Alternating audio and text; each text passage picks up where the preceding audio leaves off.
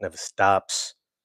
Today, we have the unfortunate news of Mr. Fred VanVleet, his injury, his ACL injury this offseason in preparation for this upcoming season, where there were huge expectations for the formerly number two seed Houston Rockets to repeat last season's success, potentially have a run to the NBA Finals. That dream is likely stalled. Fred VanVleet's injury is a devastating one because he's so much more than just an on-court player. He's a leader. He's someone who just exudes so much confidence, hard work, intensity, dedication, focus, professionalism, how he handles the media. He takes so much uh, not stress, but responsibility on his shoulders to be that leader with the media, with the fans, to be that person who is talking about games after the games, breaking things down. What's good, Sandro? Um, Fred VanVleet is just a consummate professional.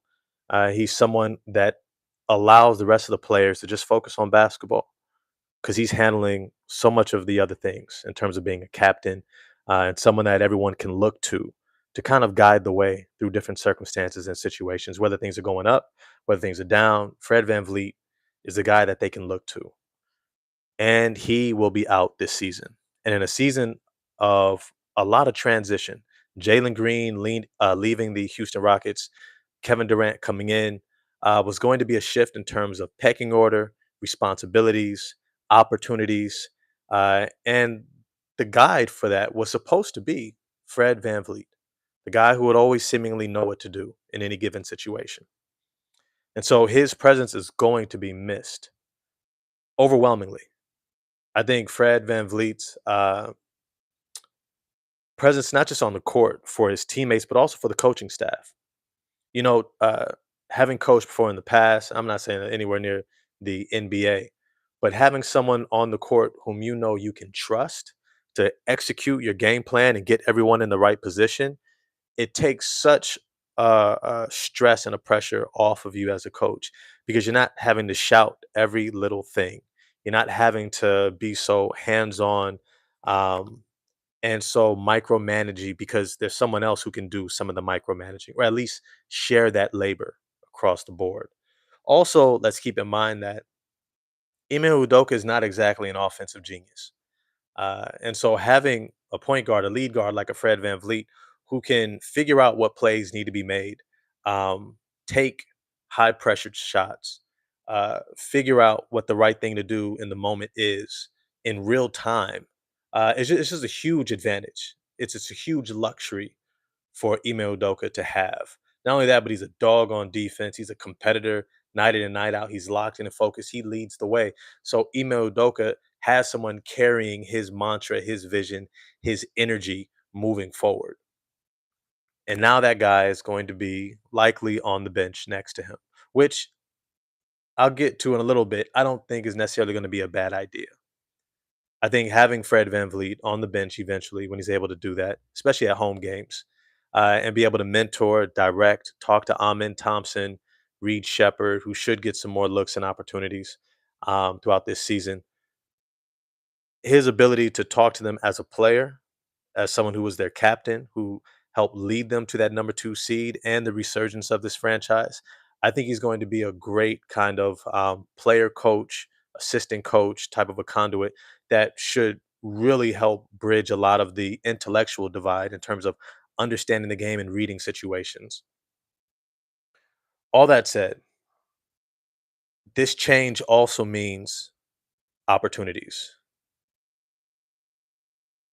Yeah, he was definitely their leader, no doubt about that, Sandro.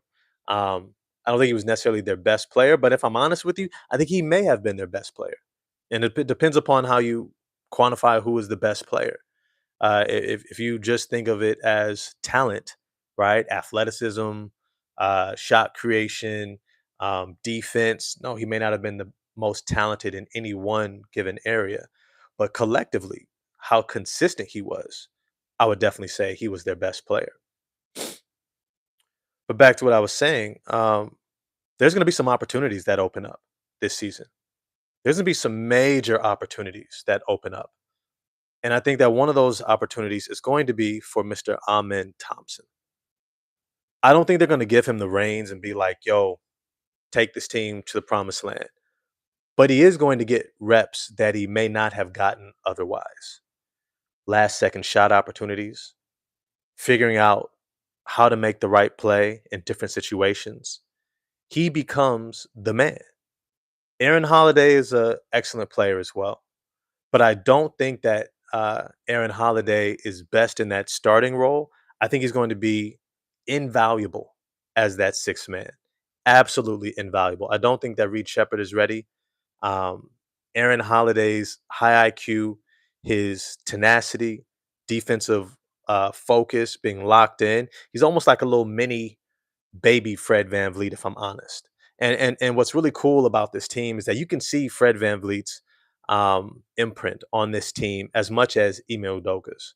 And it's interesting that they came in at the same time, the same year, because both of them are just, I mean, two peas in a pod. I would love to hear one day about their relationship and chemistry in like an interview, what it means for them to work together, to play for one another. They almost remind me of Tom Thibodeau and Jalen Brunson, right? Just like two guys are just like, I get you, you get me. We can rock out together and have a lot of success. All that to say is that I think Aaron Holiday also finds a way to step into some of that role. And Aaron Holiday, I'm gonna be honest, he's always been that type of a player. He's always been a Kyle Lowry type of a player. He's always been Fred VanVleet type of a player. None of those guys ever were instant pops. They were never guys who came to the NBA and everyone was like, oh, he's going to be a great success from day one. But Aaron Holiday, along with Kyle Lowry, Fred VanVleet, were always guys that everyone was confident was going to have a long career, was going to be able to play in this league for a long time because of their IQ, their ability to play off the ball and on the ball, to be able to make others better, their leadership intangibles, their focus, their understanding of the game, all these different intangibles, along with their work ethic, meant that they were going to be able to find a fit. Let me see what you say in the chat, Sandro. I kind of want Amen to just worry about playing defense and scoring and being a good passer and making the right pass rather than playmaking. But would you like it if they played Amen to the point guard this season? No, I think Amen Thompson was going to be a point guard no matter what. I think Fred VanVleet was going to play more off the ball this season, which he was more than capable of doing, which he was more than capable of doing, which I'm going to get to later on, the whole Quentin Grimes thing. Um, I think that if coming into this season, knowing who they need Amen Thompson to be by the playoffs, was going to situate Fred VanVleet to say, I need to let this guy grow. I need to help this guy get better to make the game easier when we get to the playoffs. And so I saw from the very beginning, moment Kevin Durant got there, and after last season in the playoffs, I said to myself, it's Amen Thompson's team. It's clear. Amen Thompson is the future. In fact, if you go back in my videos way back when they first drafted him, and I saw him in Summer League, and I saw the way Amen Thompson was able to unlock Jabari Smith Jr., I said to myself, that's Jalen Green's replacement. That's Jalen Green's replacement. Amen Thompson was going to be the elite talent that they had hoped Jalen Green could grow into, that they were going to build around to try to build a champion. Now that gets sped up. Amen Thompson now in year 3. I think they're going to look to him to be that dominant ball handler, to be that dominant playmaker. Just get downhill. I think he's going to have the little Russell Westbrook pull up 15-footer, but more than anything, he's going to get the reps of those high leverage moments. Kevin Durant will get his fair share as well, but Durant can't have all of them. And at his age, I don't think he's best suited to have to take a lot of those. And considering also that Durant also doesn't necessarily play full seasons, I think what we're going to see is Amen Thompson being given an opportunity to prove he's ready to take the reins, especially as the season progresses. So they're not going to give it to him at the beginning of the season, but they are going to try to scale him into it and say we are willing to give you as much as you are showing you're ready to take on. With that said, I think one of the next moves for the Houston Rockets, I mean, they're going to need to talk to Fred's doctors, seeing him post surgery. Um, I'll get to your comment in a moment, Sandro. Uh, talking to Fred VanVleet's doctors, seeing what the timeline is for his recovery, for his return. Likely at the earliest is like 6 months, 6 to 9 months, which is going to land them somewhere around. Let me see, it's September, going pretty much October, October, November, December, January, February, March, April, May. So he's going to be out for the year. Let's just be kind of clear about that. He's going to be out for the year. Uh, if you're looking like at best speedy recovery, he gets back in the end of April, May, and not having played all year long. Now I get that his game is not predicated on explosiveness and offense, um, but you have to get your mind right. You have to get your body right, and I think that Fred, over the age of 30, on only a 2 year deal, I think he has a third year option. It's either a third year or a second year option. There's absolutely no reason for him to rush coming back in this first year of his contract and risk potentially either re-aggravating or diminishing his value by not being able to fully make a recovery. And so I think that he's out for the full season. He's out. And I wish him a speedy recovery. Big fan of Fred VanVleet. Followed him ever since Wichita State, going to the Toronto Raptors, playing on their whether 809 or 908 G League roster, winning a championship with Pascal and Norman Powell in them, and then moving up to the main club, and then winning a championship with the Toronto Raptors against the Warriors. He's just always been a winner. He's always been a guy that I've enjoyed watching play because he's a dog and he's a competitor. So I'm wishing him a speedy recovery. So none of this video is to bypass that or to diminish that or even to be insensitive to it because this shit is brutal, man. Seeing an injury, especially to somebody that you're rooting for, it's heartbreaking. Um, and at the same time, it's like stuff keeps going because you have an October 1st deadline coming up with this player I want to talk about, and an opportunity for the Houston Rockets to potentially pivot and do something to accelerate their timeline. So let me just quickly go into this. I think there's going to be an opportunity for the Houston Rockets to apply for an injury exemption from the league and utilize that money and maybe even throw in another contract if they need to go get Quentin Grimes out of Philly. He's a restricted free agent. However, he's also a player who's desiring a bigger contract. Now, when you look at the situation in Philadelphia, you have Tyrese Maxey, you have Jared McCain, last year's first round draft pick out of North Carolina. And then you also have VJ Edgecombe, who looked absolutely amazing in summer league, who looks like a future star. He looks like something between a D Wade and Victor Oladipo in Indiana. All that's to say is the numbers have reduced the value of Quentin Grimes for the Philadelphia 76ers. And at the same time, business wise, similar to the Golden State Warriors, you don't let an asset walk away for nothing. And I think that this is where the Houston Rockets come in, that they have an opportunity to apply for that injury exemption for Fred VanVleet and then go to the Philadelphia 76ers and say, hey, we can make this offer of maybe 20 million. We can make this offer. But I'm not sure if they're far over the cap. I know that there's some cap restrictions with the first apron, second apron type of deal. They may not be able to go all the way up to the 25 million that Fred is due, which is why they may try to throw in another contract. But it's all to say that there's an opportunity for them to come in and grab that talent. Yeah. Yeah. Quentin, you said Simmons? Who's Simmons, Daniel? Who's Simmons? Do you think there's a chance he might come back until the no. Fred VanVleet's not coming back for playoffs. Having the opposing point guard to guard a guy that's 6'7" with a 7-foot wingspan is kind of crazy. Yeah, and a 40-inch vertical, and probably one of the most athletic players in the NBA. Yeah, I don't think anybody wants to see that coming. All that's to say is I think Quentin Grimes would be the perfect, absolutely perfect running mate for Amin Thompson because he's also built in that ilk of Fred VanVleet. He's built in the ilk of a Jalen Brunson, of a Josh Hart, those junkyard dog, competitive, high IQ, tough, physical. They don't take any nights off.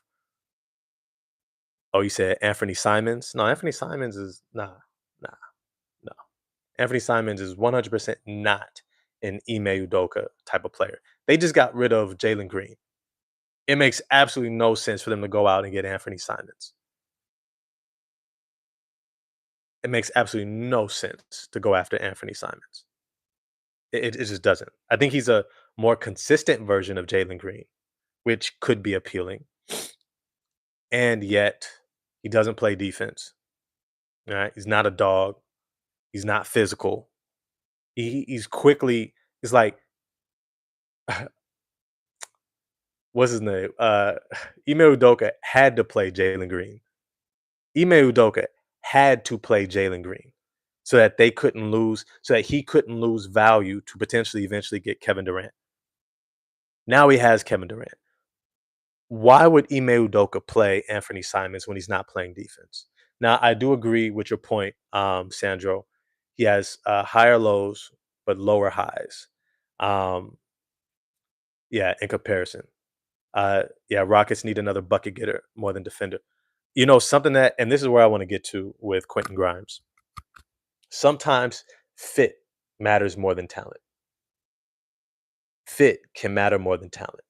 Look at a Quentin Grimes who's able to put up what over 20 points per game with Philadelphia last season. Double digit 16 plus points per game when he was in Dallas. I actually look up his stats here. Quentin Grimes when he was in Dallas last season. Let me see. What did he put up?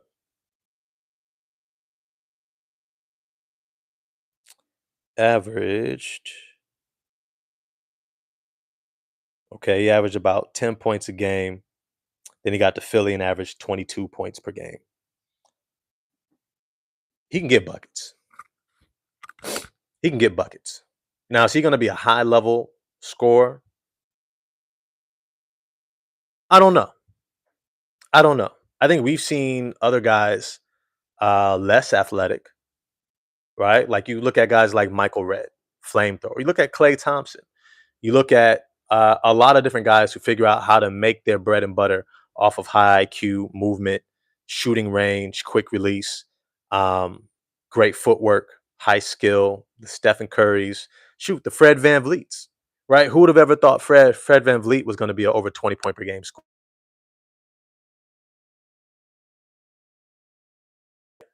Kyle Lowry is not exactly the most explosive. You would not think that he's this great scorer, and yet he just gets it done. And I think that Quentin Grimes is going to be a guy who's able to get it done. He's going to be able to get it done. He's going to be able to get the baskets that he needs to get, right? Because if you reorder the pecking order, and you say, okay, we've got Shangoon, Alperen Shangoon, and Kevin Durant. Then we got Amin Thompson. I think Fred VanVleet was already going to be a third option.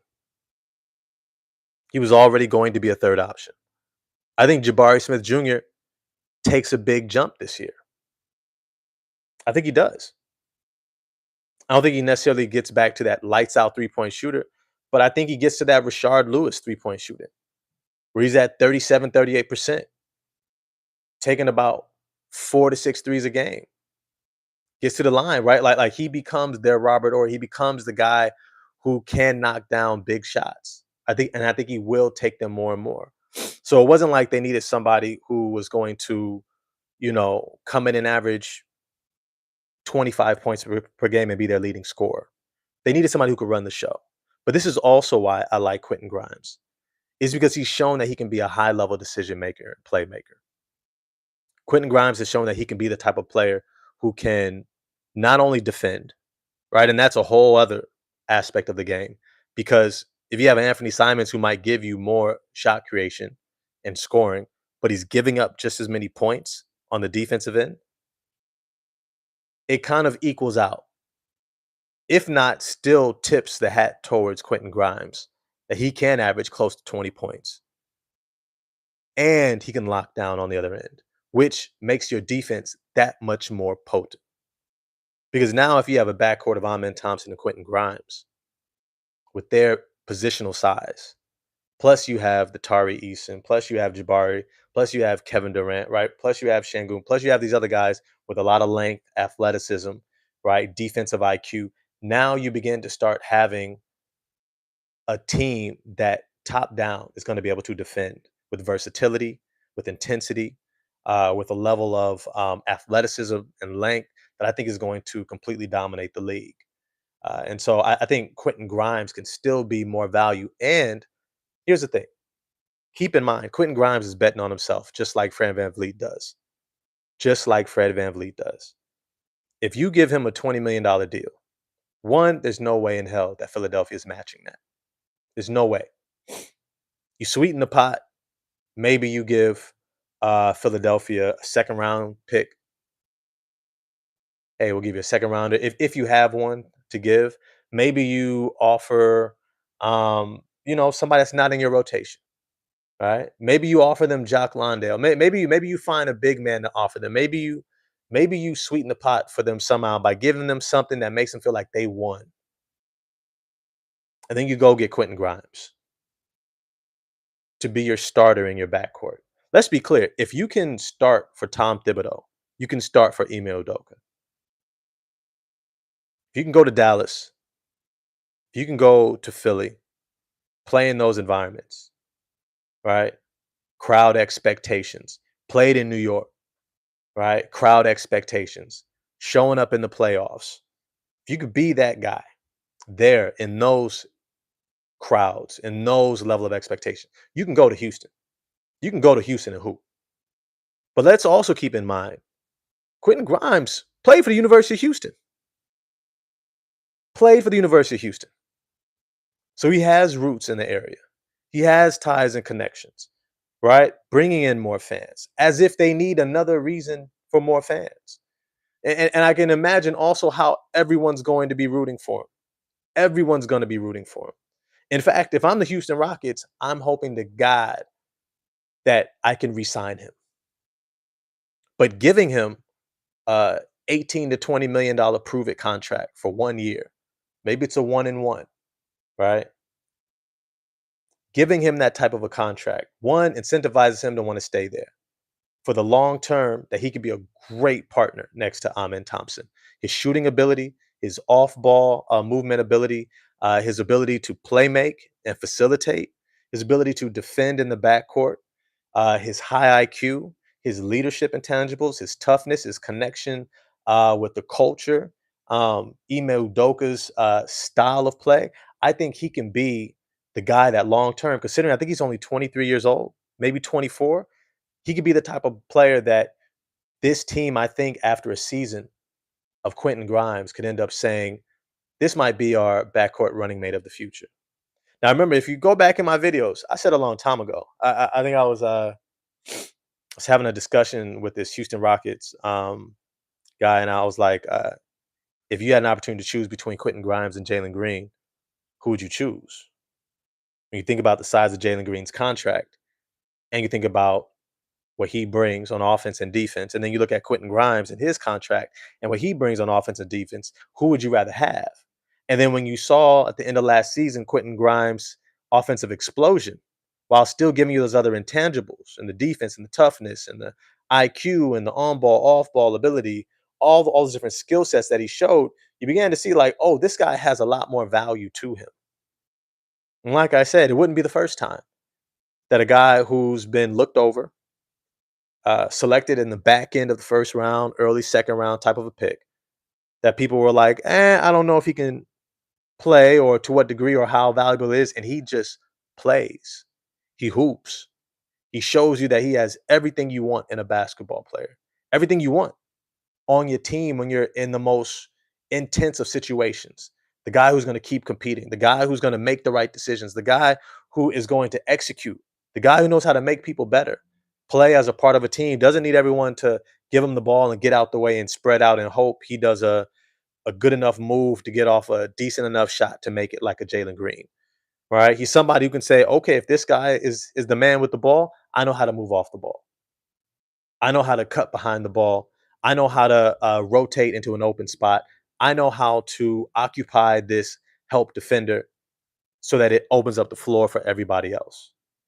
I think Quentin Grimes is absolutely positively the pickup for the Houston Rockets. And I think it could be a great story on the back end of somewhat of a tragic one. Because I think all of us are rooting for Fred VanVleet, especially Rocket fans, rooting for him because he's just a player that you would love to hoop with. He's a guy that feel like if you were at a pickup game and he picked you up, or you would pick him up, knowing that together you'd have a chance to win every single game out there. He's just that type of guy. He's going to compete. He's not going to be out there complaining. He's not going to be out there playing for himself. He's going to be out there trying to win.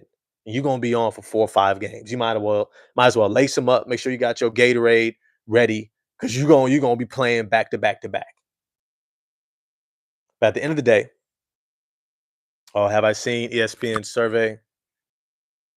A lot of interesting things to see there if you want to. No, I haven't checked out the survey. Um, Cam Thomas, yeah, right.